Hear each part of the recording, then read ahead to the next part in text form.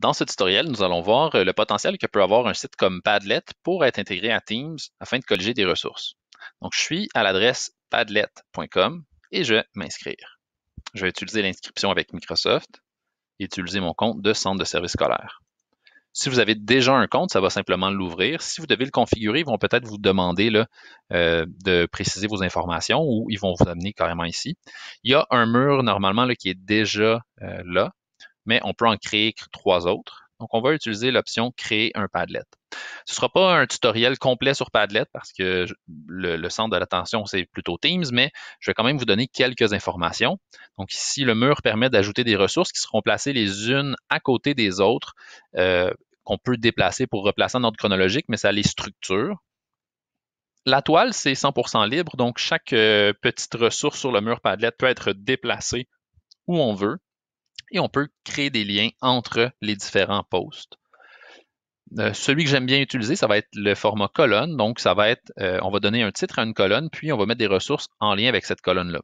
Parfois, le problème, c'est qu'on veut mettre des choses qui ne sont pas nécessairement catégorisées ou qui sont un peu entre deux catégories. Donc, ça pourrait, mettons, peut-être des fois être limitant.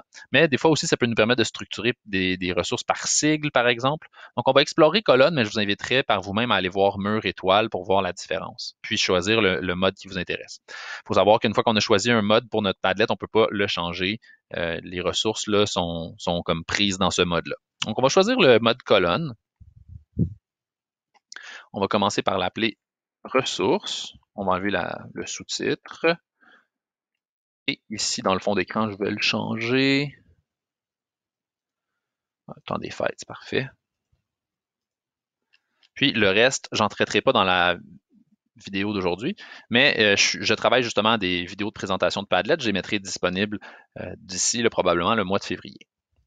Donc, on va faire suivant, puis on va commencer à créer. On va donner le nom à des colonnes, donc par exemple des exercices. Sinon, on pourrait penser mettre des ressources pour un sigle, par exemple. Sinon, plus des documents à télécharger. Donc, on peut décider des catégories. Là. Vous pourriez peut-être penser exercice théorie. Ça va être propre à chacune des personnes. Ce qu'il faut savoir, c'est que les choses que l'on peut mettre sur un Padlet, on va venir cliquer sur le plus, puis sur les 3 petits points, puis on va voir tous les types de choses qu'on peut faire. On peut charger des documents qui pourront être téléchargeables, mettre des liens directement, faire une recherche Google, soit d'images ou de contenu de page web. On peut prendre une photo avec notre caméra, dessiner, ajouter un lieu, faire des liens vers d'autres Padlets de notre compte. Sinon, quand on est avec Google Chrome, là, moi je suis dans Internet, mais on peut filmer avec notre caméra, faire une capsule vidéo, enregistrer notre voix et faire une capture d'écran. Pour l'instant, je vais y aller simplement, je vais ajouter un lien. Je vais aller dans Exercice, je vais ajouter un lien. Je vais aller dans Allo Prof. J'avais pris là, un lien vers l'exercice de verbe. Je vais le saisir puis l'enregistrer.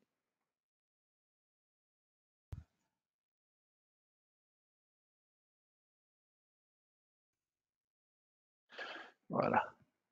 Ce qu'il faut savoir, c'est que lorsqu'on met un lien qui vient d'Internet, il y a une image qui est associée à cette page-là, puis l'image est ajoutée automatiquement. On ne peut pas modifier l'image. Donc, voyez-vous ici, c'est pas très beau, là, c'est 3 petits points, ça n'a comme pas rapport, mais si on clique, ça va vraiment l'ouvrir.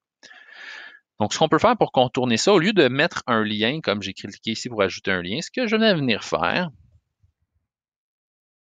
je vais juste écrire quelque chose, donc lien vers activité conjugaison.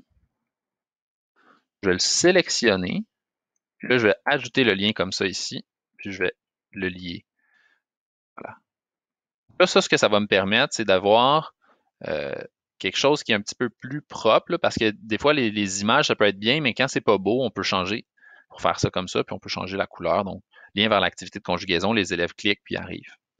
Ensuite, document téléchargé. Par exemple, je vais charger un fichier Word qui pourra être téléchargé par les élèves. Donc, la vidéo tire à sa fin. J'ai maintenant mis un fichier Word, un lien vers Internet.